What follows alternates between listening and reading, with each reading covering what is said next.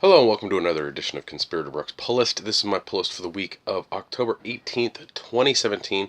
Fair amount of books this week, so let's get right into it. First up, we have Aquaman number 29. This continues the Underworld story arc that's been going on. I've been really enjoying the Aquaman stuff, so yeah, been good stuff. Next up, we have Batman number 33. This starts the Rules of Engagement story arc. Tom King has just been doing an amazing job on Batman, and I look forward to it. We're supposed to find out more about the Catwoman, Batman, or Bruce and Selina engagement thing. So yeah, cool. Next up, we have Batman the Drowned. This is for the Dark Knight's Metal tie-in. The first handful of these one-shots were really great, so I can't wait to read this one. Yeah, good stuff. Next up, we have Batwoman number 8. Fear and Loathing continues in this story arc. Batwoman's been okay. It's not necessarily the greatest. I don't know if it's going to stay on my pull list. It might drop down to just my read list, but who knows. Next up, we have Descender number 25 from Jeff Lemire and Dustin Nguyen. Really great book. I enjoy reading it every single time. I do need to go back and pick up the collections of it. It seems I get a little lost at times of what happened prior. So it's definitely a book that I think is a lot better read in trade. But I've been getting it since the beginning, so that's where I'm at. Next up is a book that we got shorted a few weeks ago, and that is Faith in the Future Force number 3. We got that in this week, so I got to take it home. And of course, Faith in the Future Force number 4 comes out the same week, so I have 2 of those to read this week. The first 2 issues were okay. It deals a lot with time travel and trying to change things and get things right, so I'm not too sure if it's really up my alley, but it's okay. So next up, we have Green Arrow number 33, Trial of the Two Cities. Yep, what can I say? Green Arrow's been great. I've been enjoying it. The tie-in issue with Metal came right at the end of Hard Traveling Hero, and we got the tie-in, and then now we're going straight out. So hopefully it doesn't really affect Metal too much, but we'll see. So, yeah. Next up, we have Green Lanterns number 33. Work Release Part 1 is the story arc going on right now. This, I believe, starts this Seeley stuff, so we're no longer getting Sam Humphries doing it, but yeah, look forward to it. It's been good so far, so let's see if Seeley can keep going with it. Next up, we have Harley Quinn number 30. Vote Harley continues in this. Palmiani and Connor are going to be off of Harley fairly soon. Like I've said before, I want some fresh blood on it. They've been writing Harley for, God knows, over 100 issues probably at this point with all the specials and miniseries and stuff. They've done a great job. I'd like to see them back on the title at some point, but I'm really excited to see some new creative talent behind Harley, and yeah, so next up we have Justice League number 31. Legacy continues in this. It's been okay. The Hitch Justice League stuff has been fairly much standalone. It's been good, so every week I enjoy every time it comes out I enjoy picking it up and reading it. Next up, we have a book that we were shorted again a few weeks ago, and that's Savage Things number 8. This is Justin Jordan's little Vertigo book. I've really enjoyed Savage Things. It's a really interesting book about two characters that are trained since birth to be killers, and one goes rogue, and one is trying to save the day. So it's a pretty exciting and fast-paced book, so I can't wait to see what 8 has in store for us. Next up is one for myself and my son, and that's Star Wars Adventures number 3 from IDW. They released a digest of the first issue, or the first and second. I have no idea, but they already released a digest of like the early stuff, and I'm like, what are you doing? I've read like the first story in it in the first issue. It's okay, but it's mainly for my son to read if he wants to read with me. So yeah. Next up, we have Super Sons number 9. Planet That Capes continues in this. Super Sons has been okay. I've been enjoying it. Some things about it are some things are cool. So, yeah, it's still on my list, so I'm going to keep getting it. Next up, we have Superman number 33. This starts Imperious Lex Part 1. Tomasi's just been doing a fantastic job with Superman, so I'm excited to see where this goes. He did have a little break, but now he's back, so yep, curious to see what goes on. Next up is Teen Titans Go number 24. This collects digital issues 47 and 48, or digital chapters. I don't know. But, yep, it's Teen Titans Go. It's not as good as the show, but it's still entertaining, so, yeah. Next up, we have Titans number 16. This continues The World Stops. Looks like Wally West has finally kicked the bucket, which is weird because they just brought him back, so I really don't think they're going to have him kick the bucket this soon, so we'll see. Next up, we have Trinity number 14. This continues the Dark Destiny stuff. Yeah, Trinity's been good. So not much to say about it. It's just an okay title. But yeah. Next up, we have War Mother number 3. I've been enjoying War Mother. The first 2 issues were really good, so I can't wait to check out issue 3. Like most of the Valiant stuff, I really enjoy it, or it's just okay. There's been a handful of Valiant titles I'm just like, this is not good, but overall I enjoy a lot of the Valiant line. I do get asked a lot about what people should read, and I do recommend going back and reading, at least checking out Exo Manowar, not the original stuff from a long time ago, but when the company came back about 5 years ago, 6 years ago now. That Exo Manowar is really good. The Bloodshot stuff's really good. Harbinger is really good, so you can find those trades, pick those up, check it out, check out the first one, see if you like it. But overall, I think Valiant is a solid publishing company with what they're putting out. Next up, we have Wildstorm number 8. This continues the Garth Ennis or Warren Ellis Wildstorm stuff. It's interesting. I'm curious to see where it goes from issue to issue. They did have the Michael Cray miniseries that came out of that, so I'm curious to see what that all entails. But it's really confusing, but because it's Michael Cray trying to take out Oliver Queen, but I don't know if this is this universe is all Oliver Queen, or if Wildstorm's on a separate universe. I don't know. But I've been enjoying the main Wildstorm book. So next up, we have Wonder Woman Conan crossover, or the miniseries 2 of 6. Yep, what can I say? It's Wonder Woman and Conan. It's pretty cool stuff. So I did pick up some variants this week from DC. First one is for Aquaman 29. Like that cover there. The Green Lantern's cover was pretty cool, so I decided to snag that one up. Of course, it's not Halloween without Harley Frank Cho cover right there. Pretty awesome stuff right there, so I snagged that one up. Dustin Wynn did a fantastic Super Sons variant for number 9. Number 33 for Superman had a pretty intense cover with what looks like Steppenwolf and Jonathan Kent. Yeah, brutal. And of course, Wildstorm had its Jim Lee cover, which I snagged up right there. And I did finally get in 2 issues of a book that we got very few copies. It was a reorder. The reorders came in damaged, but I picked up New Superman number 14 and the variant or the main cover for New Superman number 15 because of course they're Suicide Squad tie-ins. So, yep, those are just going to go straight in the collection. I did pick up some graphic novels this week. One is actually not really a graphic novel, but more of a art gallery, and that is Harley Quinn, a Rogues Gallery, the deluxe cover art collection. This has 170 classic covers, 92 amazing artists, and 25 years of Harley. So I decided to snag this bad boy up because I'm a Harley fan, and I'm a sucker, and yeah. Next up, we have the Suicide Squad Rebirth Deluxe Edition Book 1.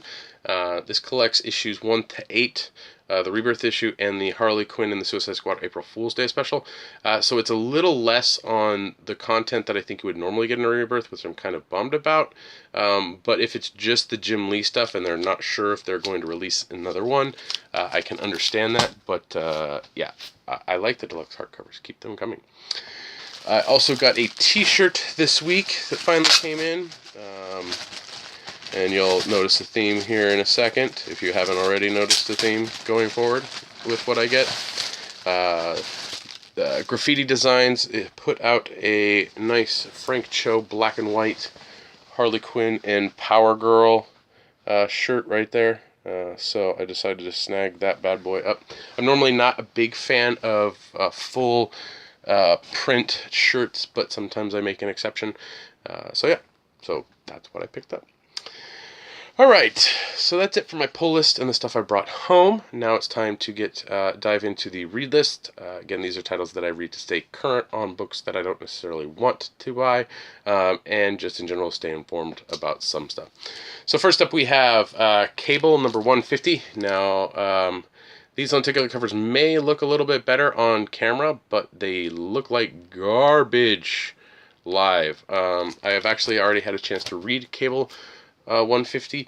It's okay. It's not necessarily the best Cable I've read, but coming off of the Cable series stories that were the story that happened before this, I'm kind of confused. I don't even remember if I read the last issue, but yeah, it seems like he's time traveling to figure out time anomalies, but can't time travel back to when the person that died, that he's investigated, died, to figure out who did it. Yeah, we'll see. I'll read Cable, but I have no idea. Next up we have Champions number 13. This crosses over with the Avengers Annual 17 cover with the High Evolutionary. This actually continues the tie-in team-up crossover with the Avengers. That Avengers issue was not good, and this issue wasn't much better. Again, I think Marvel has had a difficult time really grasping what the fans and the readers and the people who buy comics want. And I really feel that it falls under the category of they don't really seem to have too solid of head of their figureheads are not as strong as say DC, where DC has Dan Didio, who's been in the industry he's worked in comics for a long time, been in the publishing side of comics for a very long time, editorial side for a long time, so he has his knowledge that he brings to the table.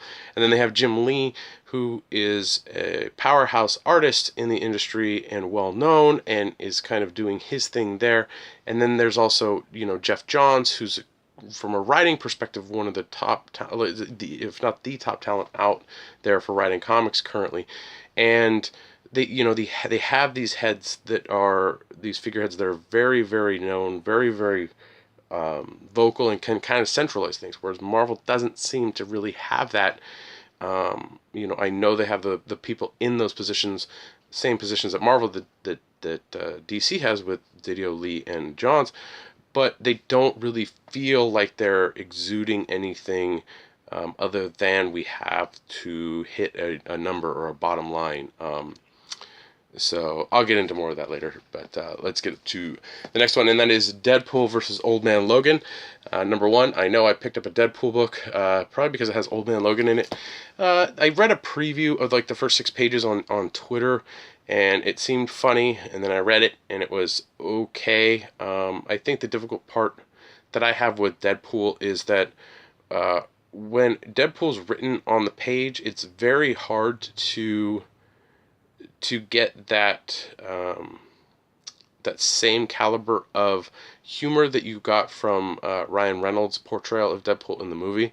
It takes a very talented writer to do that, and a very talented artist to portray that on the panel. It also takes a lot of just I don't know what the word I'm looking for is. It wasn't bad. If we have enough copies, I'll check it issue 2. But, if you like Deadpool, cool. If you like Old Man Logan, check it out. Next up we have The Incredible Hulk number 709, where Cho goes off to Planet Scar, or is called to Planet Scar. This is probably one of the worst lenticular variants I've seen, in that it doesn't really change the best, and it's really hard to see. Again, it's hard. We'll get back to Living Takers in a little bit. I read it. It's okay. It's a Hulk in this gladiator world thing fighting. It's not bad, but I don't know if I would really consider it something that I'm like, ooh, you must read it. Next up, we have The Invincible Iron Man number 593. This is supposed to start us off in looking for Tony Stark. Bendis has been writing Iron Man. It's been okay. This continues the story that was going on before, so there's nothing really new, except we're being dumped into a story that says, where the search for Tony Stark? Well, we've known where Tony Stark is. He's kind of a vegetable in a coma or something. He's been the AI for Riri. But, again, is this a place for new readers to jump on and say, ooh, what's going on? Maybe. I think the confusing thing is that when you jump on to something, you want to start anew and go forward, and then once you get a certain ways out, then you'll go back and you'll catch up to where you were, or you won't. And I think that some of the books that I've read from Marvel Legacy do an okay job of saying, all right, well, what came before? I'm interested in seeing that. Others are just like, okay, well, we'll see. Next up, we have Journey to Star Wars: The Last Jedi, Captain Phasma. Issue 4 is the last issue in the story arc of what happens to Phasma after the Death Star planet blows up, or the Starkiller base blows up. I've enjoyed it. It's been good. Captain Phasma is a badass, so if you're curious about what happened with Phasma, check out that series. It'll probably come out in trade fairly soon, since, it's done now. Next up, we have Kill or Be Killed, number 13 from Ed Brubaker and Sean Phillips. Amazing creative team. Kill or Be Killed has just been a fantastic story. I do recommend it highly if you can, and or if you haven't checked it out, go pick up the first trade. It's really good stuff.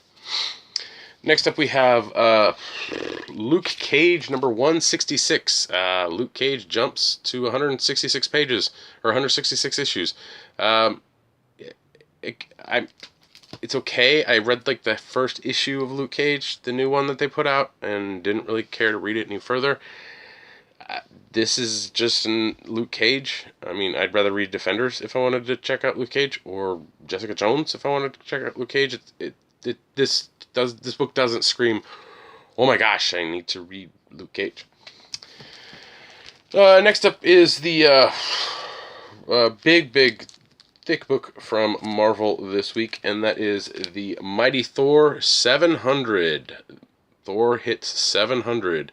It's an homage to not a cover of a single issue, but a cover of a graphic novel. But I went ahead and read it. Jason Aaron's Thor has been amazing. This continues his Thor stuff. It's kind of pushing together, so I don't know if it feels rushed or if it's just like he's trying to get everything in place to then tell the rest of the story. But I enjoyed it. It's the Mighty Thor. It's good. If anything, I don't know if it's a jumping on point for people, but if you're curious about Mighty Thor, I would definitely say grab the issue 700 and check it out. Next up is an issue 2 from a new Image series, and that's The Realm. I read the first issue and was intrigued. I read the second issue, and I don't know if I'm still intrigued. It's really choppy in the middle of the book. What happens? There's a way to tell a story when people are traveling, and this book doesn't really do that very well. If you want a book that does it very well, read Seven to Eternity. I'll probably check out the next issue if we have enough copies of it, but overall, I don't know how much longer I'm going to be interested in The Realm. And next up, we have X-Men Gold 14. This is part 3 of Mojo World. Was it Worldwide? Oh, I guess it's Mojo Worldwide. Again, coming off of the relaunch of X-Men Gold and X-Men Blue, this is the natural time for there to be a team-up between the two teams. The problem is it's now slapped with the Legacy, banner. Oh, it's Legacy. Oh, it's Legacy. And the book is basically telling you, hey, remember this, remember this, remember this when we were good. So it's kind of disheartening to read X-Men Gold and the X-Men Blue stuff with what's going on in Mojo World, but I understand what they were going for. It's not bad. I have liked X-Men Gold. I don't care for X-Men Blue. But again, X-Men's just going to get renumbered at some point for Uncanny and for the regular X-Men title. So, I mean, it's a nitpicky thing, but as a reader, I'm like, just do one thing. Like, spreading out all this stuff, it basically just shows me that you want to do these gimmick things.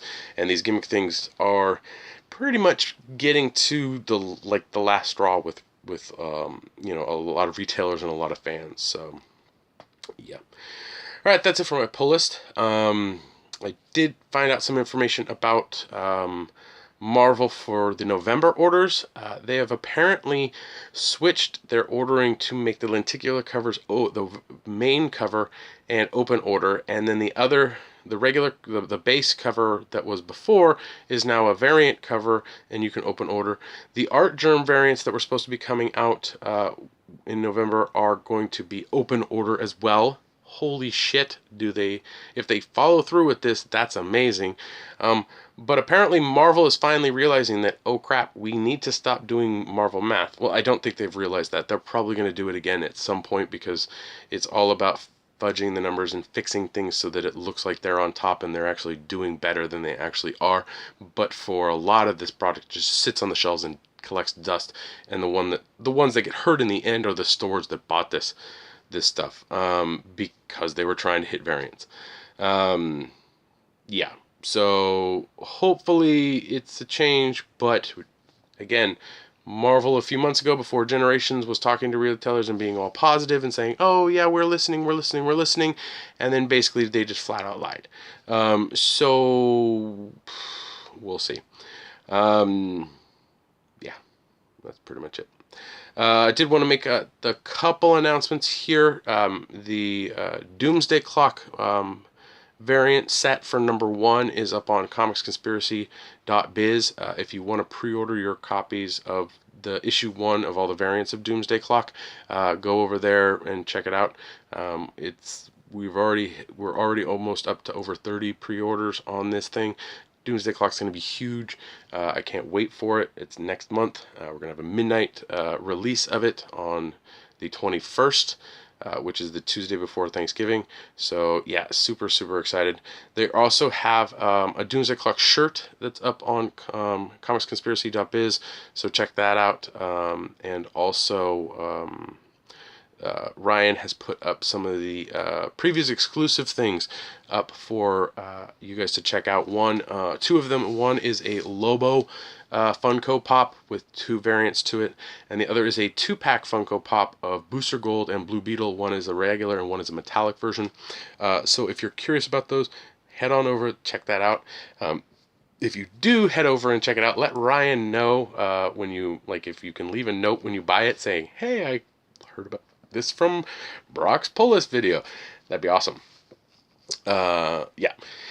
We're still selling metal shirts because they're still available. So if you wanted to get your own metal t-shirt for the DC Dark Knights metal crossover or event that's going on right now, you can. Again, that's over at comicsconspiracy.biz.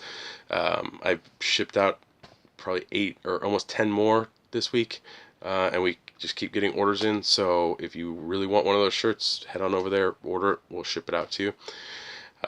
Yeah.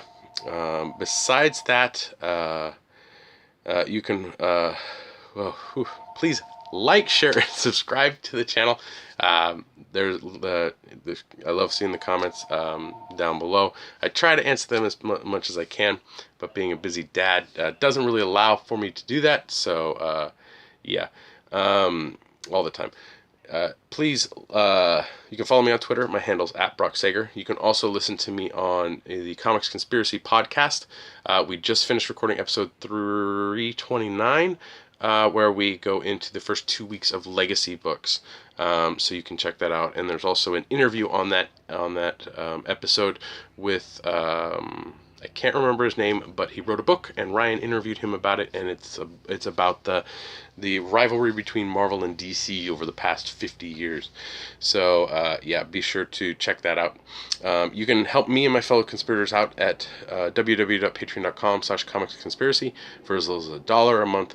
You help us with hosting, with getting food, getting product. We thank all of our Patreon backers for your support, and as a Patreon backer, you get access to exclusive content. So yeah, that's always a perk. You can also help me out more directly by if you click on any of the Amazon links in the description below, or you head over to conspiratorbrock.com and check out any of the links there, and you end up buying something through Amazon. I get a little bit of a cut, so thank you very much for that. It's not much, but it helps. Every little bit helps. So thanks again for watching, guys. Sorry again for a long video, but yeah, I felt like I had some stuff to say. So guess what? I'll see you next week.